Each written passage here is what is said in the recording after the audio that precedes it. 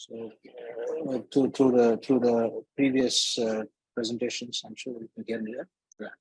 So that ACLS is a mandatory pass for the exam. So you really have to get 50% or more in ACLS. If you don't do well in ACLS, it's not going to look good for particularly the borderline cases. So I want you to, we have advised that till the exam comes, I want you guys to go through the algorithms every day, just for a few minutes a day, so that you are in loop with how it is going to be run, whether it's going to be bradyarrhythmias or tachyarrhythmias or BLS or whatever algorithm that it might be, a trauma. But I want you guys to go through these ACLS algorithms, and then today we'll just go through a few scenarios, and I will let Dr. Nikhil take over the session and run the session for you guys. Thank you. Nikhil, over to you. Thank you, sir. Good evening, everybody. Today we'll cover ACLS. Hopefully, we'll have a very short run through the most important parts of, most important topics that are expected perhaps in ACLS and what are the core key components of it. And then we'll quickly run into about 8 scenarios. And I request your participation, which will make this probably a little more interesting and quicker for us to learn through. So at the center of our BLS and ACLS is assessment, monitoring, and reassessment. So after every intervention or any patient who is with you in front of you needs constant monitoring. So this is one core area that you need to bear in mind. So the BLS survey, when you have an unresponsive patient, you do these steps, which is looking for the scene safety. Then you check for responsiveness and immediately call for help if you have an unresponsive patient. Subsequently, once you check the pulse and breathing, if there is an absent pulse or breathing, you activate the EMS, or even otherwise you activate the EMS because you do need, an ambulance service to move the patient from the scene to, a healthcare facility. So BLS assessment, you have 2 components. One is pulse and breathing. 4 scenarios are possible. I have put 3 here. One is a patient in whom the pulse and breathing may be present. In these patients, we just monitor them and wait. There are patients in whom you might have a pulse, but they may have absent breathing or disordered breathing. For them, you just provide rescue breaths and support their breathing. And then the subset of patients that we are most concerned with is the one that does not have a pulse and does not have breathing efforts, in whom we start immediate CPR, 30:2, good rate, 100 to 120, good depth, 5 centimeters. We know all of that. Yeah. So but when it comes to a peri-arrest patient, anybody who has a pulse, we need to be doing what is the ACLS assessment. So we need to take a quick history. So we have a mnemonic sample. Please follow that for a quick history from any bystander. And then subsequently follow your, assessment for circulation, airway, and breathing, and then proceed. So this is the cardiac arrest algorithm. I am just putting it out here. We will not be going through this in detail because you're expected to know this. The changes in 2020 compared to 2015, we'll be covering it a little ahead. So what's most important for us in identification of any kind of patient is to understand in which algorithm to bucket the patient in, whether he fits into cardiac arrest, if so, whether it is a, pulseless or asystole, in which case it will be non-shockable rhythm, or if in case of a VT or a VF, we will be looking at a shockable rhythm algorithm. So we need to bucket them into those. In cases of tachyarrhythmia or bradyarrhythmias, you need to identify whether they are stable, unstable. So once you do that, you will be able to flow through the algorithm very easily. So in 2020, not that these are new, just that AHA introduced these very specifically keeping in view, what we have been doing over the years. So when to terminate BLS and ACLS, they have given a specific chart, and neuroprognostication, they have given specific guidelines. And for post-arrest care, they have given a few specific terminology that are quite interesting.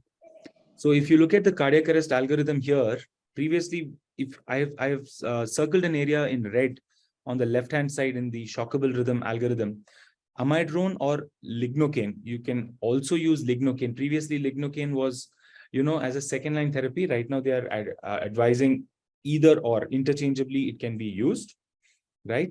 So we'll go ahead, and this would be the termination of resuscitation for any patient who fulfills the 4 criteria that are mentioned in the orange box.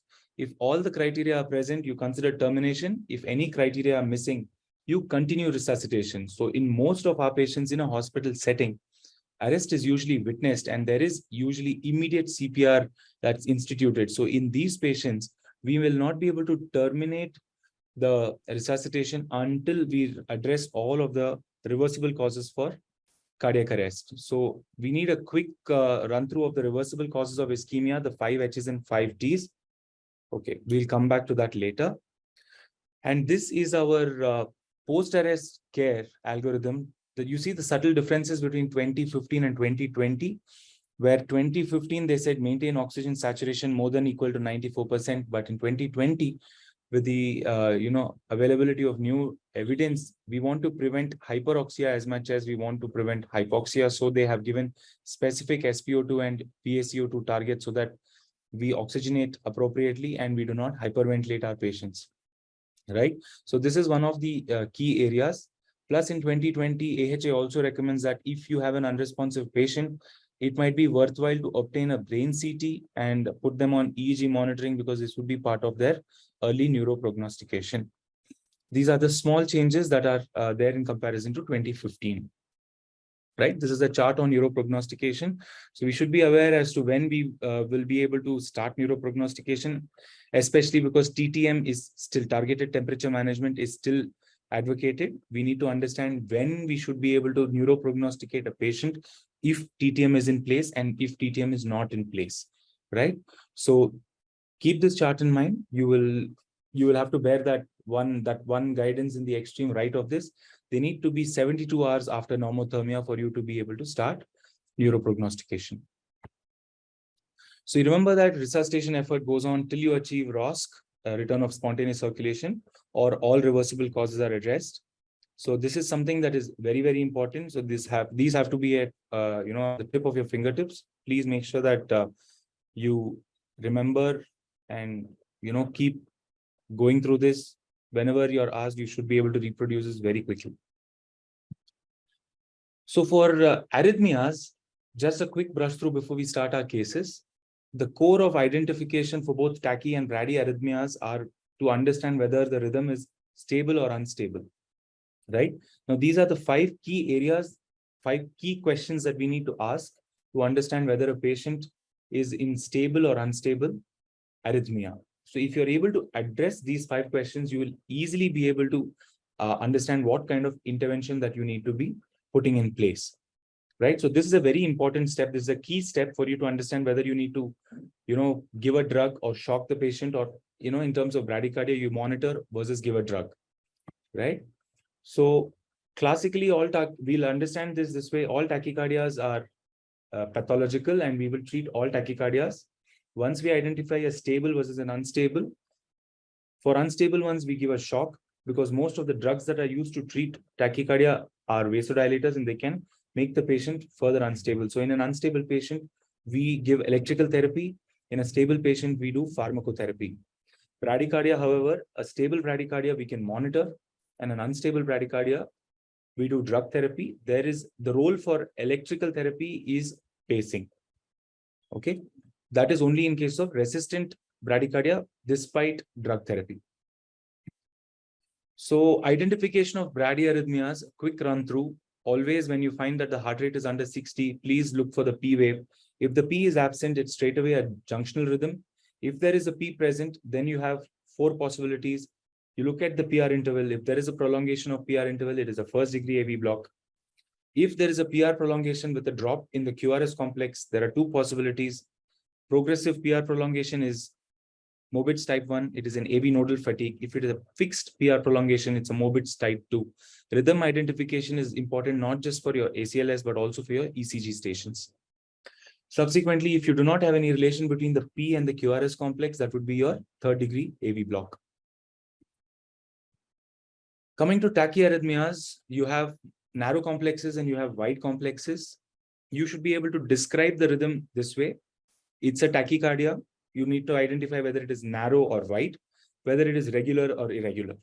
Once you're able to describe these three parts of your rhythm, then you will understand which side they fall into, and you've already identified whether they are stable or unstable, and then the treatment follows.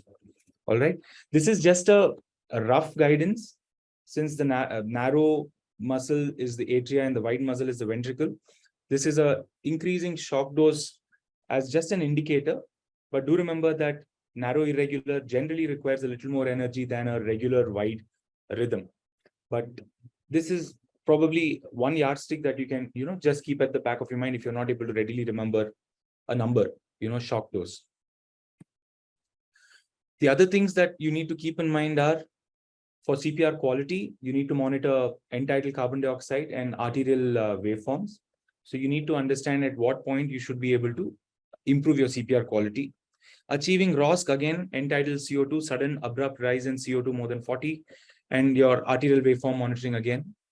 And for targeted temperature management, you should be able to give the number 32 to 36 degrees of of cooling.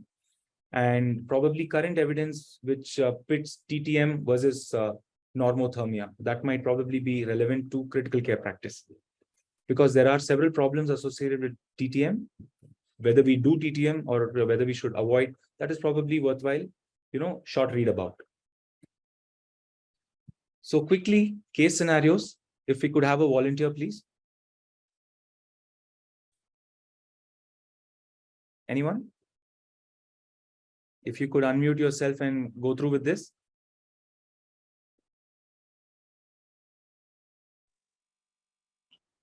I will take. Yes, doctor.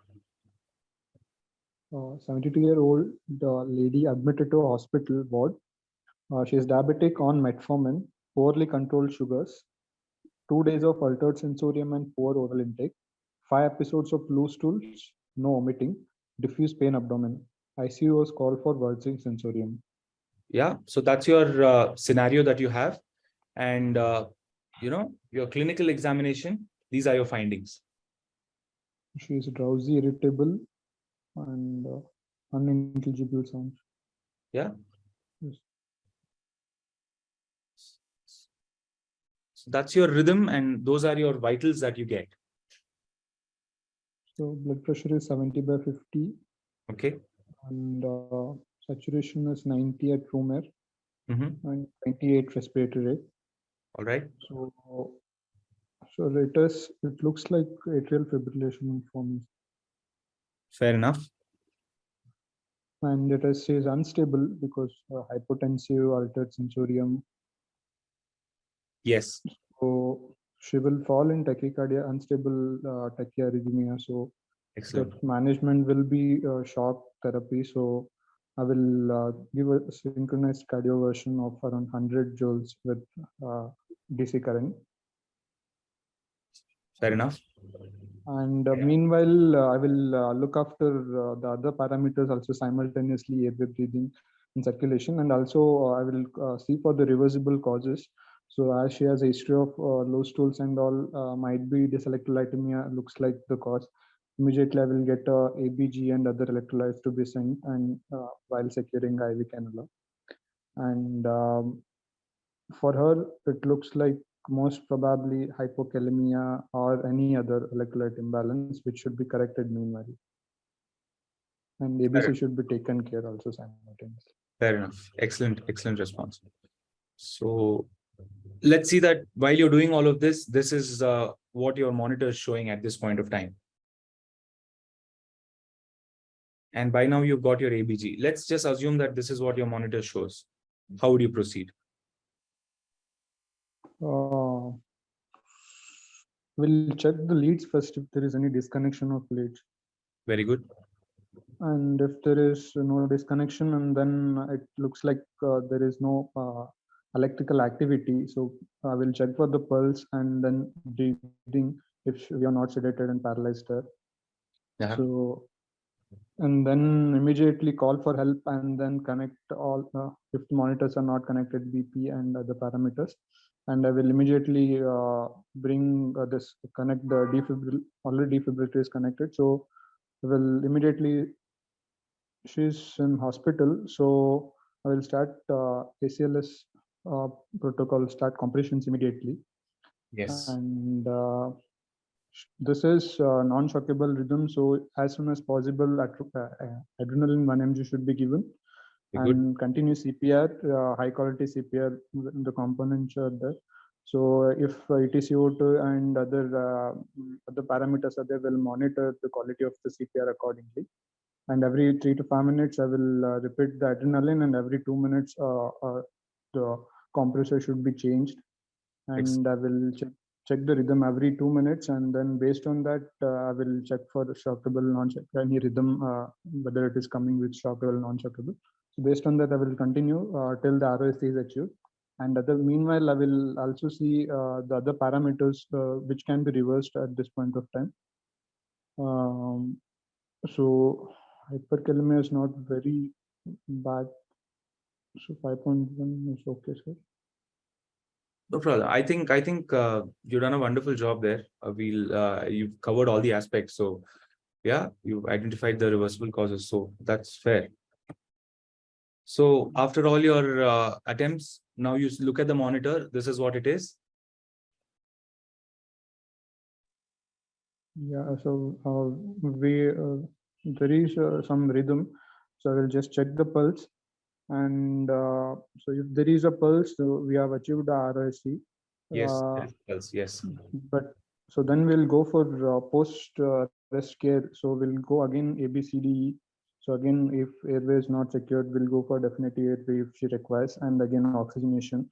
And then BP is 80-60. So if she is fluid responsive, then based on that fluid or vasopresses, and then we'll get a ECG immediately just to see any ECG changes if she requires an intervention. And then we go for a sensorium. If the CPR is for a longer time, we'll go for what we call as TTM or other neurological. If she is, if it's for less time and if she is conscious oriented responding, then no requirement of TTM.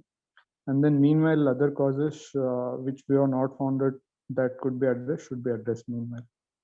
Perfect. I think that has addressed all the components of the post-arrest care. So a quick debrief. I think we have identified possibly somebody who is in sepsis with an unstable AF. The unstable AF was identified. We have identified reversible causes for AF, which could be electrolytes or volume or acid bases. And basis the BP and the acute change in sensorium is what we have identified the unstable AF. We have cardioverted. We have given an appropriate dose, perhaps. Asystole, which was identified, and the asystole check was done, where you look for the leads and increase gain to rule out a fine VF. You entered the arrest algorithm, and then you went to the post ROSC care. I think. Thank you, Dr. Kiran. Quickly on to the next case. Any other volunteer, please? Sir, I'll volunteer. Yes, Dr. Poonam, please. A 45-year-old male, hypertensive on calcium channel blockers, with sudden onset of chest pain radiating to the left shoulder, presented to the ER. All right. So this is your clinical exam. On clinical examination, he is conscious, oriented, and diaphoretic. All right. That's your rhythm on the monitor. And his blood pressure is 110/70 with saturation of 94% on room air, and respiratory rate is 28 per minute.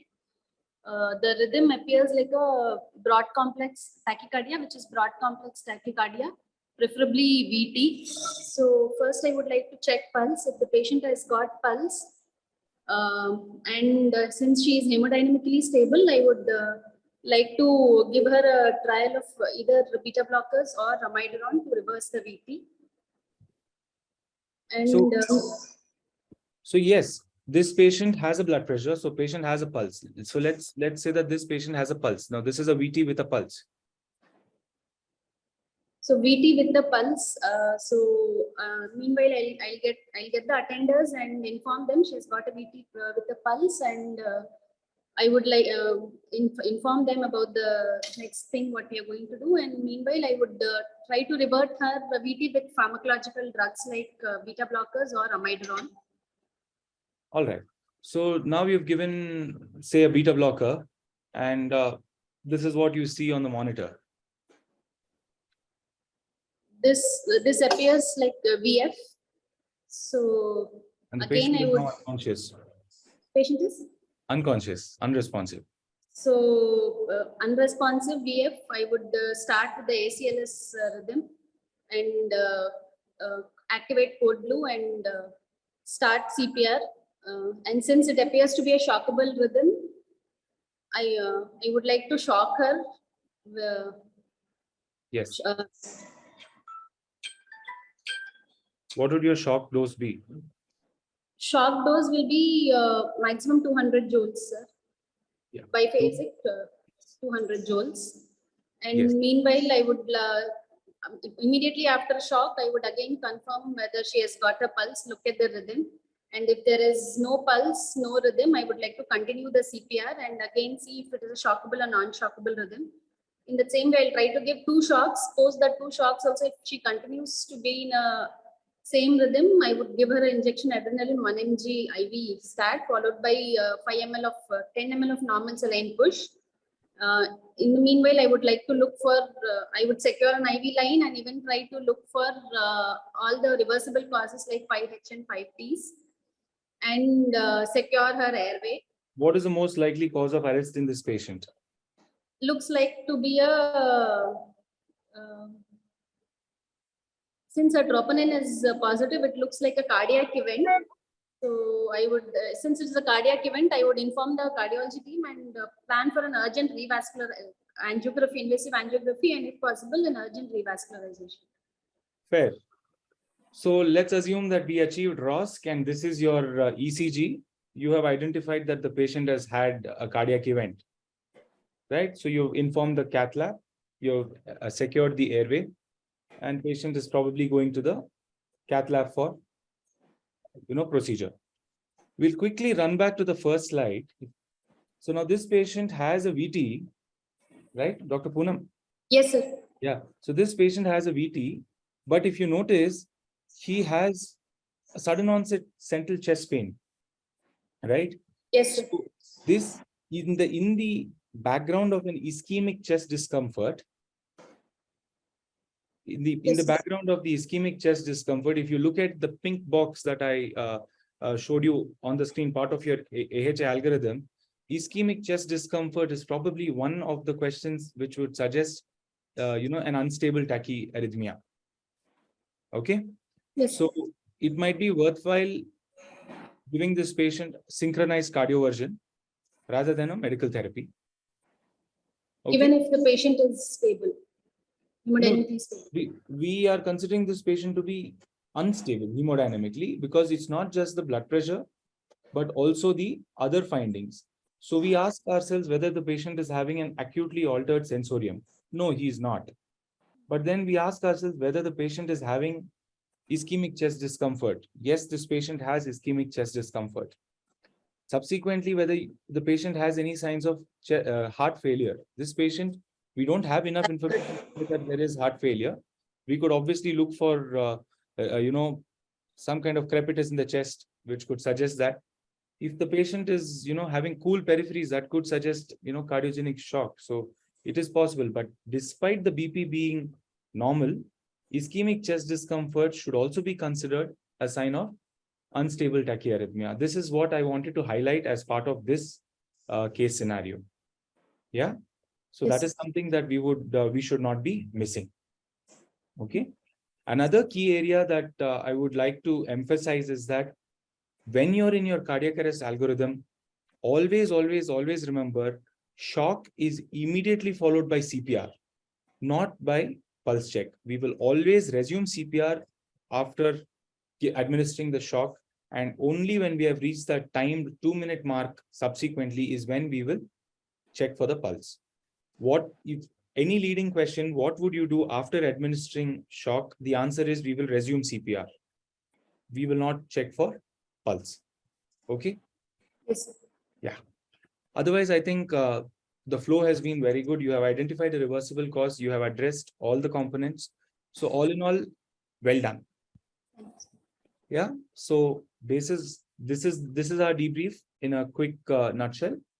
So you identified that the patient needs revasc. Your drug shock cycles were also on point. Yeah.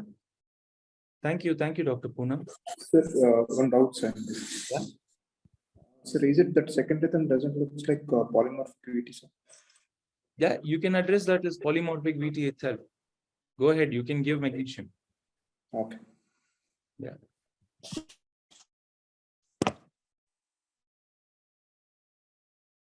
But more or less, this is for us to understand that for the greater picture where you will be following the AHA algorithms, if there is a patient who has this kind of rhythm, you need to put CPR in place and you should be able to deliver shock. So that should be your primary. Secondary therapies would come in later. In our ICU, as you will see as we go further, it will not be as black or white as how your AHA gives you your protocol. There will be a lot of drugs that we will use additionally. These AHAs, ACLS protocols are to ensure that we don't miss the basic things. Yeah. So, Dr. Sriram, would you like to take the third case? Yeah, I'll take, sir. Yeah. He is a 25 years old male patient coming with a history of unknown substance consumption, multiple episodes of vomiting, and presently 2 years. Yeah, right. So that's your clinical exam. Clinically, he looks drowsy, confused, and diaphoretic, and has having tremors. So you will be having some idea as to what it is already? Yes, sir. All right. So now your ECG.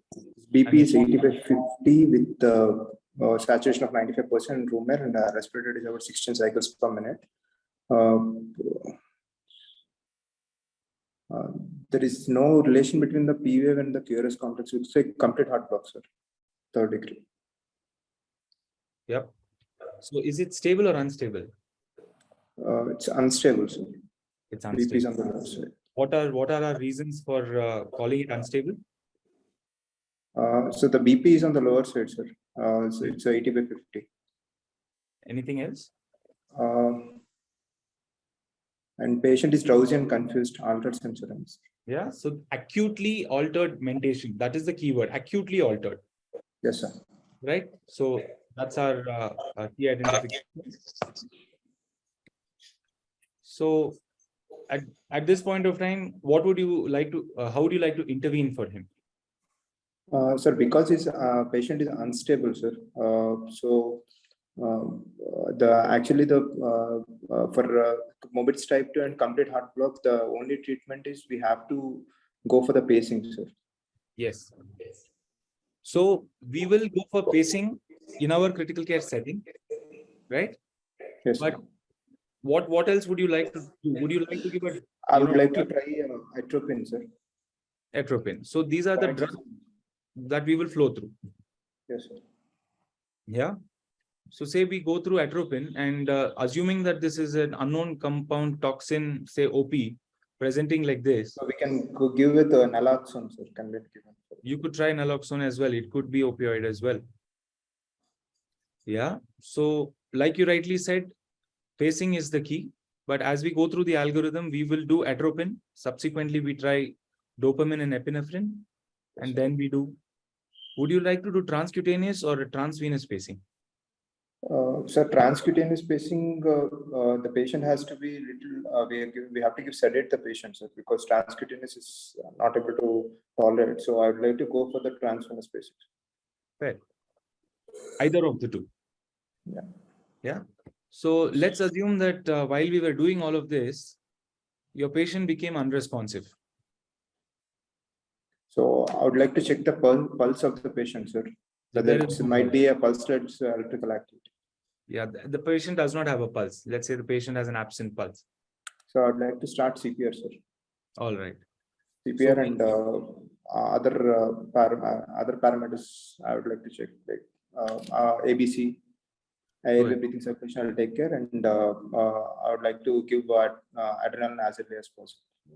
Okay. How much should you give? How often will you give? So 1 mg, 1:1000 dilutions, and 10 ml push for every 3 to 5 minutes. Fair. So you continue your CPR, and at some point of time, your monitor starts showing this, and you have a central pulse. Yes, sir. Okay. The BP is recording to be 90, sir. Appears to be ROSC and sinus rhythm. I would like to confirm with the pulse, sir. I mean, I'll check the pulse, whether the pulse is there or not. Then I would like to see all the airway breathing circulation has been secured or not, and I'll check all the reversible causes. So saturation is 88. You have intubated the patient. Yes, sir. So, yeah, what is our oxygen target post ROSC? They're 92 to 98%, sir. Yes. And do we have ETCO2 targets? More than 40, sir. 35 to 45, give us a range. Yes, sir. Yeah. The last chart, there is a range. Please remember the range. Sure, sir. Yeah. Otherwise, I think well done. Well done, Dr. Sriram. Thank you so much. Thank That you, is sir. that. Possible OP, possible opioid, reversible cause a toxin. You have an unstable brady. We have identified pharmacotherapy is the treatment basically. And like Dr. Sriram rightly pointed out, it's a complete heart block. Perhaps TPI would be the way to go. Right. So asystole was identified. We went, PEA was identified and we went into PEA algorithm. ROSC and post-arrest care was covered. Thank you, Dr. Sriram. Anyone else for case 4?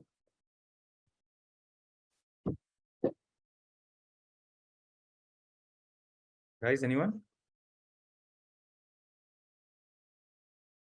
Quickly, anyone?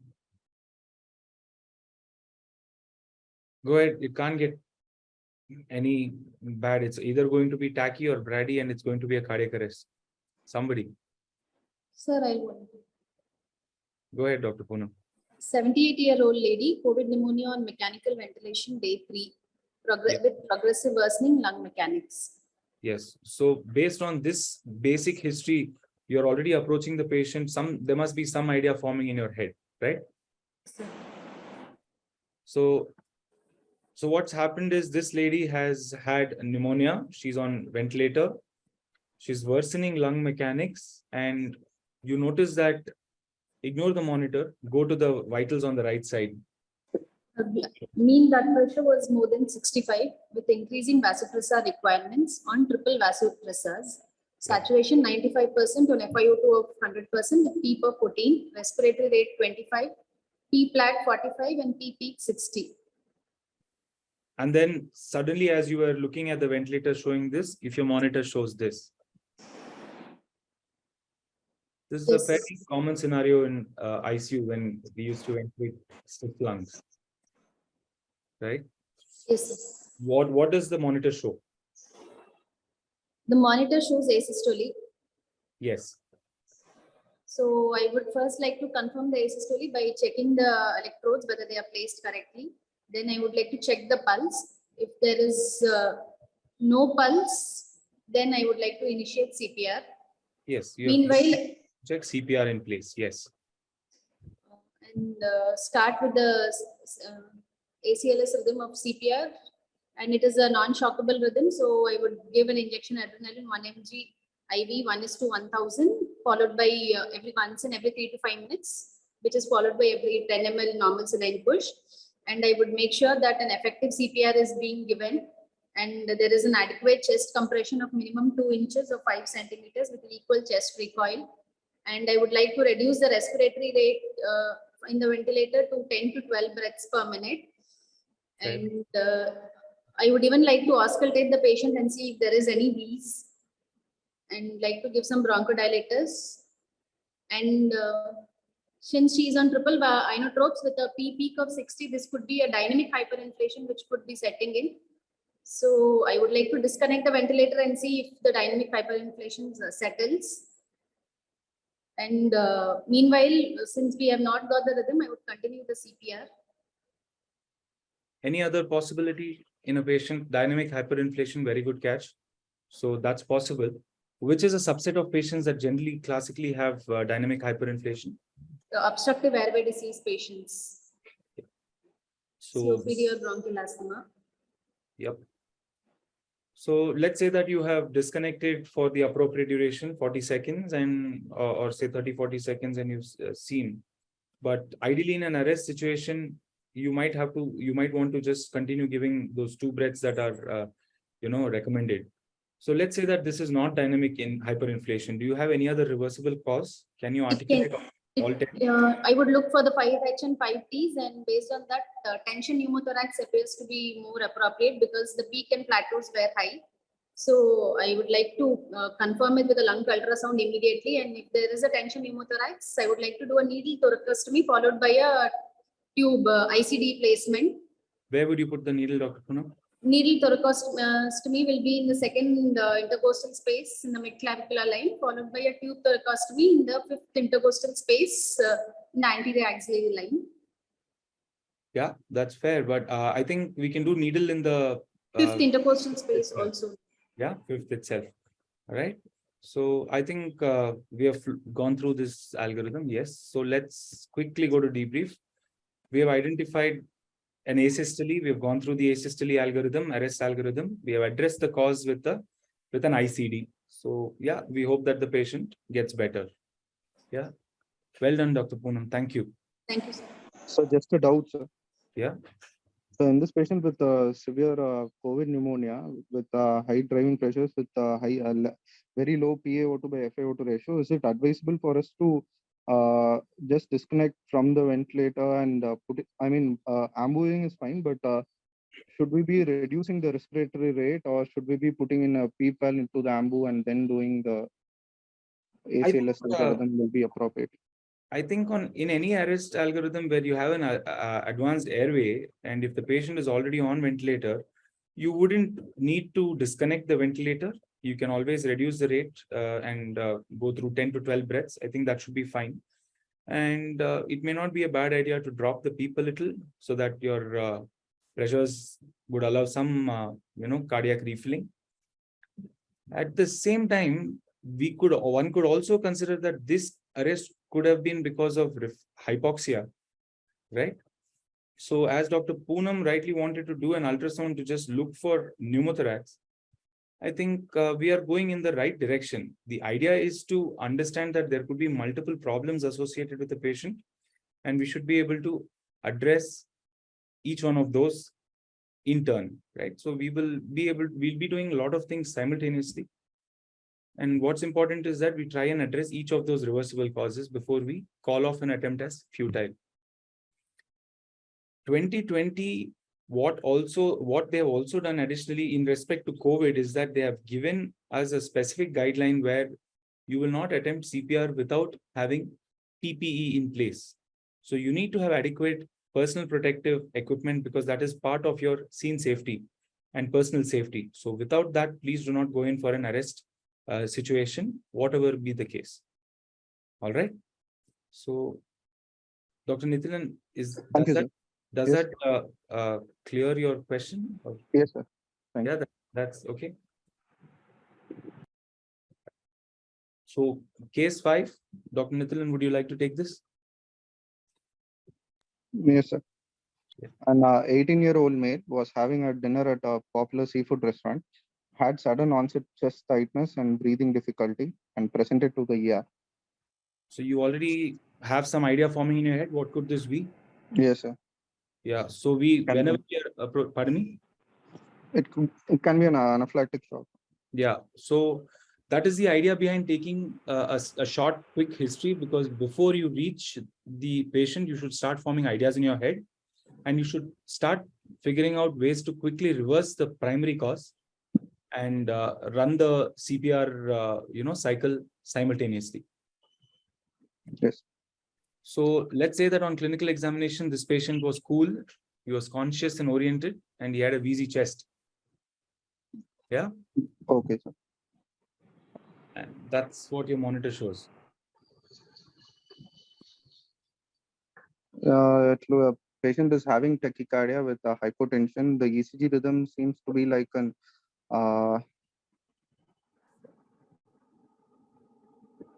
I can see the P waves embedded in the T waves. Looks like a sinus tachycardia. But since the BP is on the lower side and patient is symptomatic, it comes under a symptomatic or unstable tachycardia. And since I expect that the patient is having a reversible cause of What could be the reversible causes for him? the anaphylaxis per se can be causing an hypotension and then causing an arrhythmia. Correct. LRS. So one thing I would want you to do for this rhythm, doc, can you give me the three? Give me whether how are you reading the rhythm? So just as a a refresh for everybody. So how are we going to read it from the top? If you can tell me, you identified it's tachycardia. Yes, sir. First, I'll look at the rate. Rate is around 193, which is a tachycardia. Yeah. Then rhythm, I check for the P waves and I'll check for the QRS complex. I'm seeing both. All the QRS complex are followed is preceded by a P wave, and all the P waves are then followed by an QRS. So it looks like in sinus rhythm. Fine. And the QRS appears to be a narrow, so it's a narrow complex QRS without any bundle branch blocks. Yes. Narrow. It's two done. It's a tachy. It's narrow. And the origin of the thing is the sinus. Yeah. So what we need to be saying in this case, primarily in when you're running through these ACLS algorithms, whether it's regular. It's regular. It's regular. So you need to articulate that. Yes. And you've already identified that it is unstable. So how would you like to treat this patient, irrespective of the etiology? How would you like to treat this patient? So I'd like to first treat the arrhythmia with medical cardioversion using adenosine.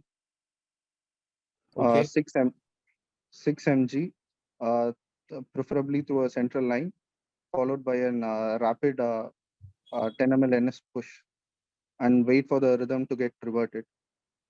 And so let's say you didn't have a central line. How would you proceed? So you're doing fine. You're doing fine. I'm just giving you a scenario where you don't have adenosine. Say don't have adenosine. I'll preferably use an electrical cardioversion also. Yes. Electrical cardioversion with a synchronized cardioversion. Okay. With a shock of around 200 joules. It'll start with 120 since it's synchronized.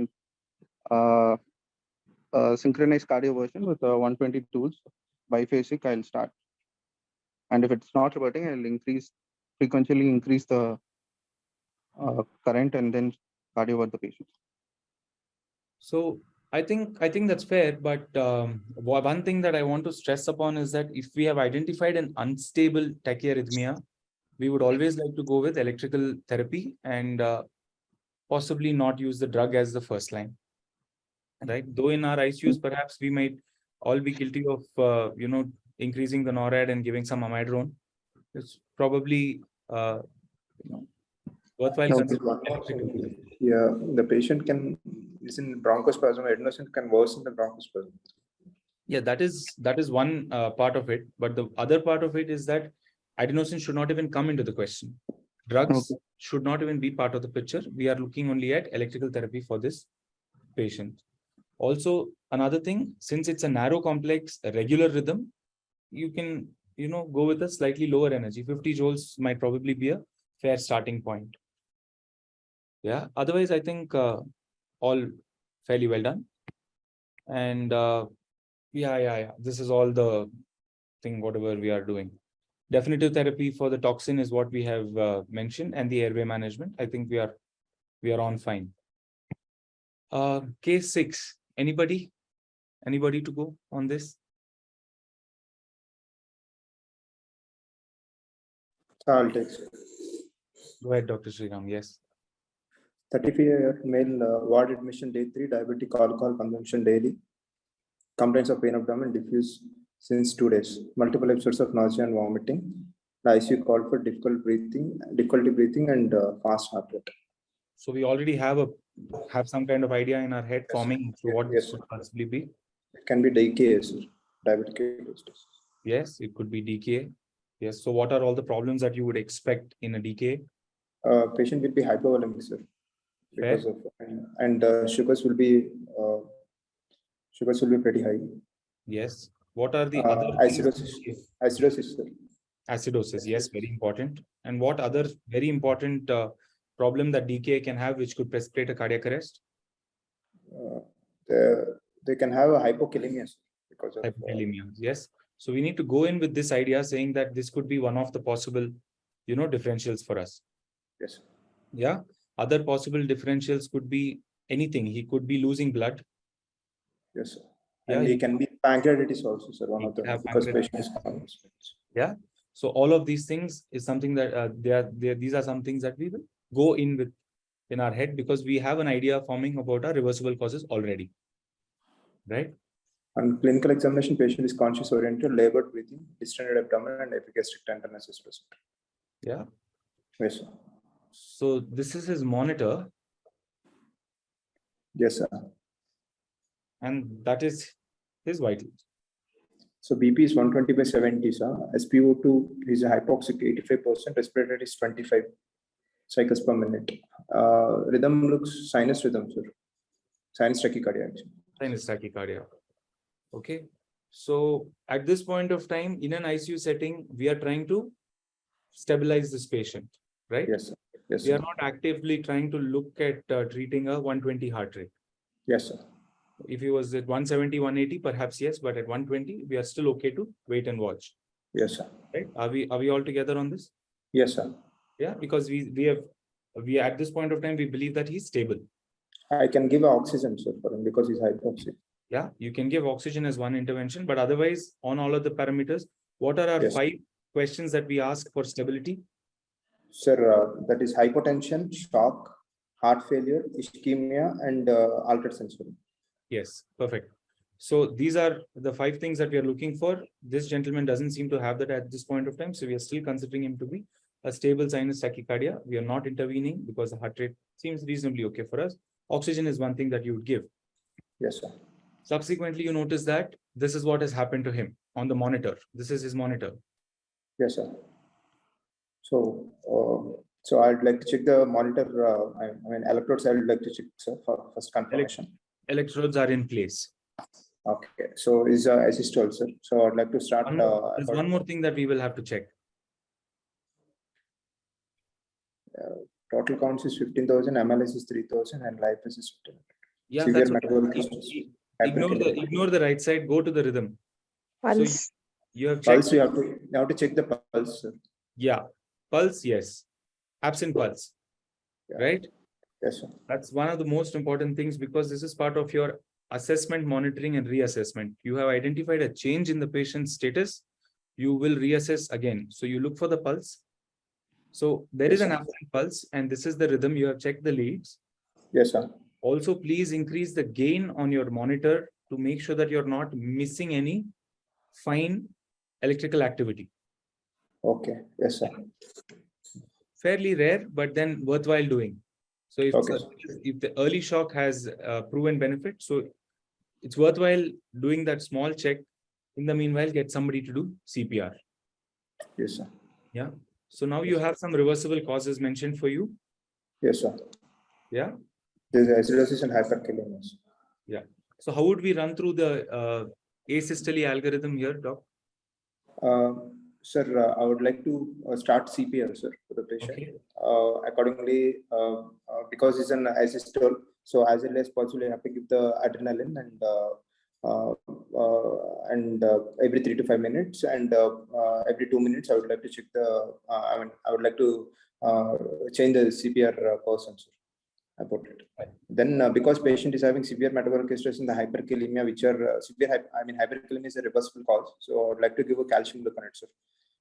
Stat, that is 10 ml, 10% within 1 to 2 minutes. So there is no role of giving for 10 minutes because it's a cardiac arrest secondary to hyperkalemia. And I can give a 50 ml of 50% dextrose with human actrapid. 10 units of human actrapid. And yeah. Yeah, so correction of the reversible factors has been addressed. Asystole algorithm identification and check of asystole has been discussed. So yeah, I think we are okay here. multiple causes. It could be any of the thing. I'm just randomly writing acute pancreatitis because I've written some values there. But like you said, DK is one of probably a more common possibility than, and it could be anything. Yeah. It could Yes, even be hypoxia in this patient, which is causing him to arrest. Okay. Yeah? Yes, sir. So Yes, sir. all the 10 reversible factors need to be articulated and, worthwhile saying it out loud. Okay. Yes, sir. So anyone for case 7, very short case. I'm sure everybody already has an idea of what this is going to be. Quickly, we have one more after this, and then I think we can close session. We're already at 1 hour. Anybody? I will take, Those sir. who've been answered, yeah, that's good. Yes, Dr. Sneha. Yeah, 28-year-old lady, so obese, postpartum day 1, prolonged labor. ICU was called for restlessness and tachycardia. Yeah, fair. So where are we? Yeah, that's her clinical exam. Feeble pulses, labored breathing, agitated and confused. Yeah, Um, that's your monitor. yes, so it shows narrow complex tachycardia, which is regular. Yeah, BP is 80/60, SpO2 76% on room air, respiratory rate 45. yep. Um, How would you approach and why? So this is unstable tachycardia. So I would like to go with electrical cardioversion first. Where? Yes. With 50 joules, starting with 50 joules of direct DC shock. So how are you calling it unstable again? We'll just repeat it once again. So she was hypovolemic. Our 5 questions. We ask our 5 questions. Right. She is the patient in shock? Pardon me? Is the patient in shock? Is Yeah. the patient, yeah. Yeah. Is she in hypotension? Is she shocked? Is there acute change in mental status? Yes. Is there any signs of heart failure, or are there any the fifth one? Fifth one, I don't know. But she is in shock. She has hypotension and she was in altermentation. Yes. In this patient, her blood pressure is low and she has an acutely altered mentation. Please remember that a patient can be in shock even if their BP is appearing to be normal, because shock is different from hypotension. Shock is a state of poor tissue perfusion. Okay. Right, sir. So make sure that you rule it out. Yeah. So Okay, sir. we have identified that this patient is unstable. Very good. On basis of mentation and on basis of low blood pressure. We have identified this as a narrow complex regular tachyarrhythmia. So we are going ahead with Electrical condition. yes, synchronized cardioversion, and we have identified a energy of 50 joules. Yes, sir. Yeah. And also oxygen therapy. Oxygen. Yeah, fair. I think we've done well. So let's just assume that we have been doing all of this, and suddenly this is what happens, and that's what your echo shows. This is the monitor again. Okay, so I'll check the pulse and the leads, and if it is if the leads are in place and if there's no pulse, then this is asystole, and I would start with ACLS algorithm for non-shockable rhythms. Immediately start CPR with adrenaline, securing the airway, continuous CPR, adrenaline every 3 to 5 minutes, 1 mg 1:1000, and yes, sir, checking the quality of CPR and Fair. until risk. I think that should be fine. So yeah, possibly reversible cause could be a thrombus, pulmonary thrombus, one of the T's. And this scenario, the reason why we put this up was primarily, this was a postpartum lady, but pregnancy and ACLS is something that's very important for us. 2 key components: peri-arrest fetal extraction. If we are not able to attain ROSC within 5 minutes, we do a perimortem cesarean. There is a guideline. They have given a flowchart in the AHA guidelines. Plus, uterine displacement for vena cava decompression to allow for cardiac filling. These are the two main things, main important things in pregnancy-related ACLS. Yeah, so how do you do cable decompression? They describe multiple techniques. You could possibly be on the side of the patient, put the patient slightly on your knee and do compressions. So that is one mechanism, that is one way that has been suggested. But yeah, wedging is also something that we can easily do. Yeah. So thank you, Dr. Sneha. Yeah, I think we're done. Thank you. Excellent, Doc. Thank you, Super sir. session. Super session. I think all of them done fairly well. I think one or two things I can think of. But I think please make sure that you all guys answer full answers. Like, I will do cardioversion. I think cardioversion is good, but synchronized cardioversion starting at 100 joules would be a good answer. So that's probably how we want to sort of the next level of answering for the session. Because you all seem to be pretty good with the simple algorithm questions. So fine tuning your answers would be. I can only suggest that finesse for the next next thing. You wanted to say something about the updates, Nikhil? I think some one or two things that they should remember off the top of their heads for updates from previous versions. Just that lignocaine is not second line anymore. It can be used in place of amidrone if amidrone is not easily available. But it's more likely that amidrone is available than lignocaine. And then the most important thing is to prevent hyperoxia. Guideline only said oxygen saturation more than 92%, but right now they've mentioned it is between 92 and 98%. So it is important. These are the two basic things, and then the reversible factors, sir. That's about it. Yeah. So I think any other questions by anybody else? I think we have much 0.6 ampules. So is it 1 mg for bradycardia or 0.6? 600 mics. 1 mg. Yeah. Right now it's 1 1 mg, mg. 3 doses. Yeah. That's Yeah. our atropine max. Yeah. Again, that is max. also every 3 to 5 minutes, because 3 milligrams is your vagolytic dose. Giving more than 3 milligrams is not going to, make a change. So that's why you would switch to a different modality. Yeah. Yeah, that's good. So if there are no further questions and clarifications, I thank Dr. Nikhil for his time and effort again. And it was a smoothly run and well attended.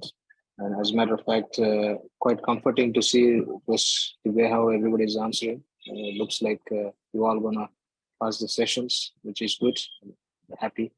And hopefully this session has added something to you guys, at least, if not anything, practice.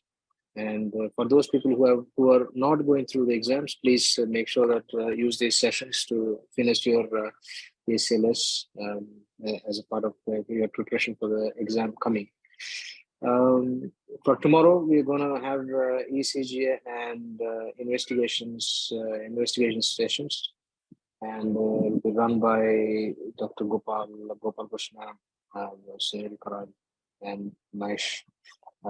Tomorrow evening, we're gonna, I think, start at 7 p.m. tomorrow. So those who are free, please log in.